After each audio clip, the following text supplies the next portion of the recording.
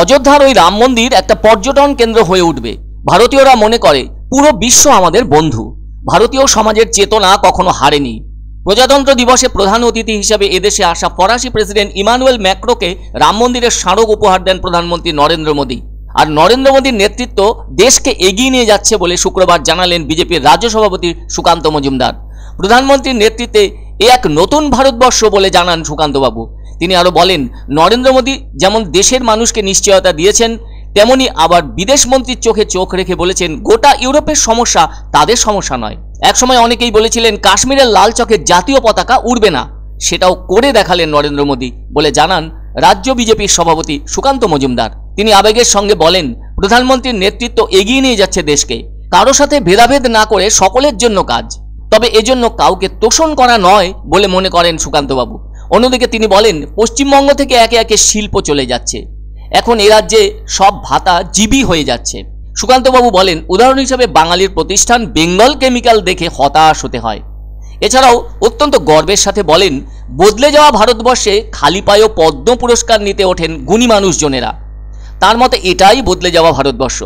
এবার সুকান্ত মজুমদার অত্যন্ত কটাক্ষের সঙ্গে বলেন, কলকাতা শহর নোংরা শহরে পরিণত হচ্ছে, সেই নোংরা থেকে তাকে বাঁচাতে হবে।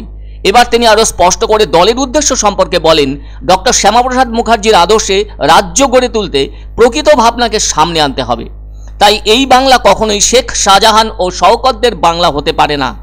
এবার সুকান্ত মজুমদার কটাক্ষের সঙ্গে বলেন, বাংলার জন্য রাজ্য সঙ্গীত হচ্ছে, বাংলায় রাজ্য সঙ্গীত নতুন হয়েছে, জানি না আগামী দিনে বাংলার পতাকা হবে কিনা।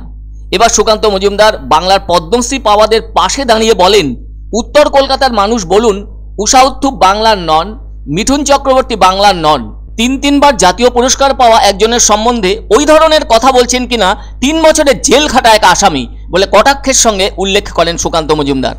সুকান্ত মজুমদার অবশ্য অযোধ্যার রাম মন্দির নিয়ে দারুণ উচ্ছ্বসিত। তিনি এ প্রসঙ্গে বলেন, আগামীতে বিশ্বের অন্যতম ধর্মীয় পর্যটন কেন্দ্র হয়ে উঠতে চলেছে ওই রাম মন্দির, কেননা বিশ্বের বিভিন্ন প্রান্ত থেকেই পর্যটকরা আসবেন ওই রাম মন্দির প্রত্যক্ষ করতে, যার ফলে অযোধ্যার অর্থনীতিও চাঙ্গা হবে। ওখানে আরও 13টি নতুন মন্দির নির্মাণ অন্তর্ভুক্ত হয়েছে। ওই মন্দিরগুলির মধ্যে 6টি বিশাল মন্দির তৈরি হবে রাম মন্দির চত্বরের ভেতরে, আর 7টি মন্দির তৈরি হবে মন্দির চত্বরের বাইরে। তবে এ ব্যাপারে ব্রোকারেজ ফার্ম জেফ্রিসের অনুমান, অযোধ্যায় রাম মন্দিরের প্রতিষ্ঠা বছরে কমপক্ষে 5 কোটি পর্যটক শহরে নিয়ে আসবে। সেই সংখ্যা স্বর্ণ মন্দির ও তিরুপতি মন্দিরে আসা ভক্তের সংখ্যাকেও ছাড়িয়ে যেতে পারে। জেফ্রিসের মতে বছরে 3 থেকে 3.5 কোটি মানুষ অমৃতসরের স্বর্ণ মন্দিরে যান, আবার 2.5 থেকে 3 কোটি মানুষ প্রতি বছর তিরুপতি মন্দির দর্শন করেন। অন্যদিকে ভ্যাটিকান সিটিতে প্রত্যেক বছর প্রায় 90 লক্ষ পর্যটক যান এবং সৌদি আরবের মক্কাতে প্রতি বছর প্রায় 2 কোটি পর্যটক গিয়ে থাকেন। সেদিক থেকে অযোধ্যার রাম মন্দির পরিদর্শন আলাদা মাত্রা পাবে বলে দাবি বিজেপির রাজ্য সভাপতি সুকান্ত মজুমদারের।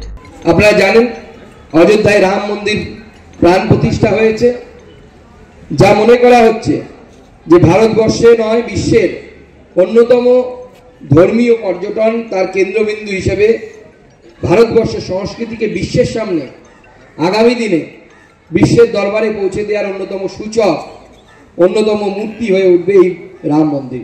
এমনকি এবার আমাদের এই রিপাবলিক ডেতে যিনি মুখ্য অতিথি ম্যাক্রন, তাকে পর্যন্ত মাননীয় প্রধানমন্ত্রী এই রাম মন্দিরের প্রতিকৃতি উপহার হিসেবে দিয়েছেন।